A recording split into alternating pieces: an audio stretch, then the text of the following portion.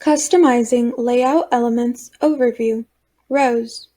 Hello and welcome to a new video. Today, I will be going over how you can customize the layout of your website using the Rows element in Page Builder.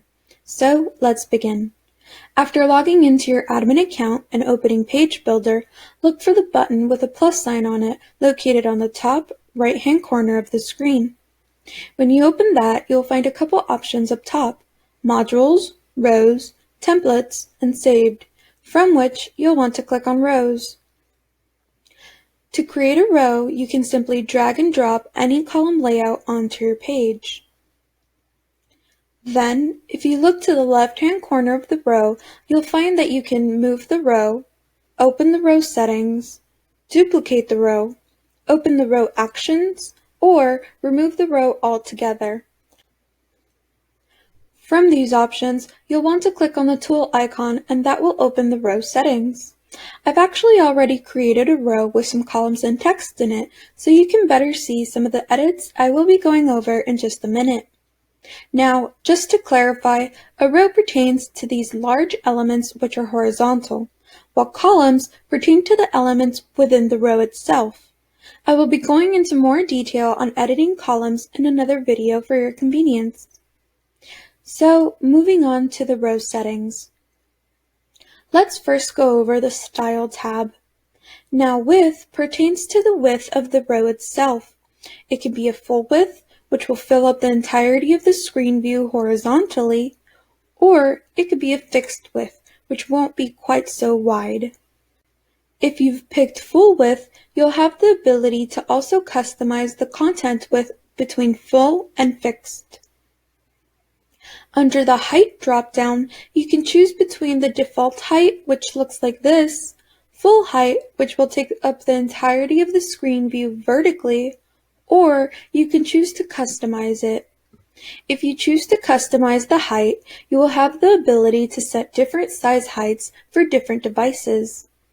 However, for demonstration purposes, I'm going to pick full height for now. Content vertical position pertains to the elements within the row and whether you want them to be positioned at the top, center, or bottom of the row. In the Colors section, you can adjust the text color, the link color, if you have a link, the link hover color, which is the color the link changes into when somebody hovers their mouse over it, and the heading color, if you would like the heading to be a different color from the rest of the text within the row. Changing the colors here can be convenient if you want all of the colors within the row to be the same. Alternatively, you can adjust the colors within each individual column for more diversity. If you would like to add a border to your row, you can click on the Type drop-down and pick from different border types. Then, you will be able to change the color, the opacity, which is how see-through the border is, and the thickness of each individual side. Next, let's go over the Background tab. In the Type drop-down, you can choose what kind of background you want the row to have. Each option in the drop-down will have its own individual settings to further customize.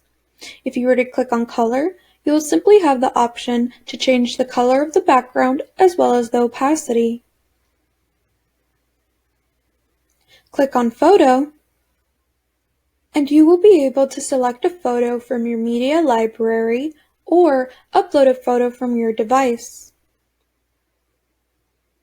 Then, you can even adjust how large the image will be.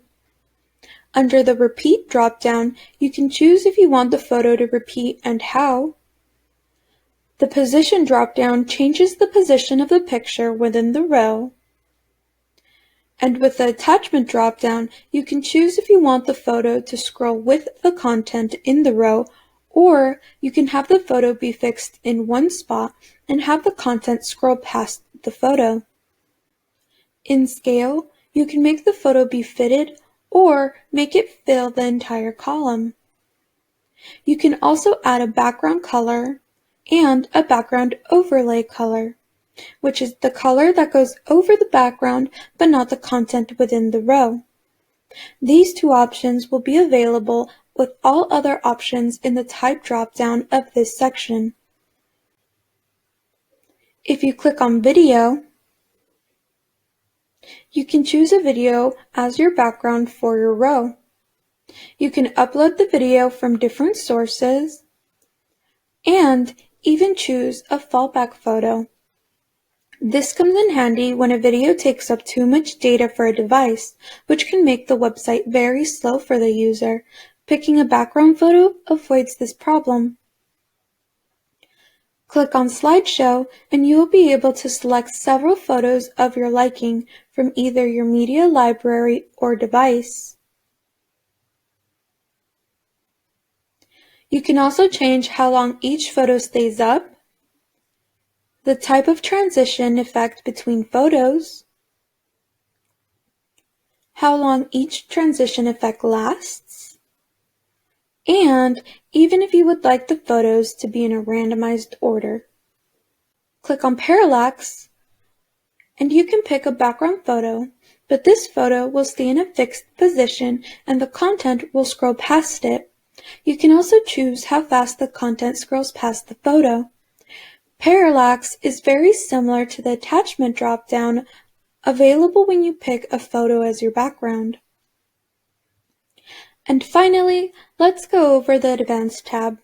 Here, you can adjust the margins in each direction, which is how far away the row is from other rows in the page. With padding, you can change how much space is between the content within the row and the borders of the row itself. Again, this can be adjusted in every direction, and in both of these sections, you can adjust the unit measurements you use. In the responsive layout display drop-down, you can choose what kind of devices can see this element. Under visibility, you can choose if logged in or non-logged in users can see this element. And with the HTML element, you can assign a unique ID and class to this section, which is useful if you have custom CSS or JavaScript. Alright, that's all I have for you today. To learn more about Page Builder and other HTML products, subscribe to our YouTube channel and check out our Page Builder playlist. Thanks for watching. Bye!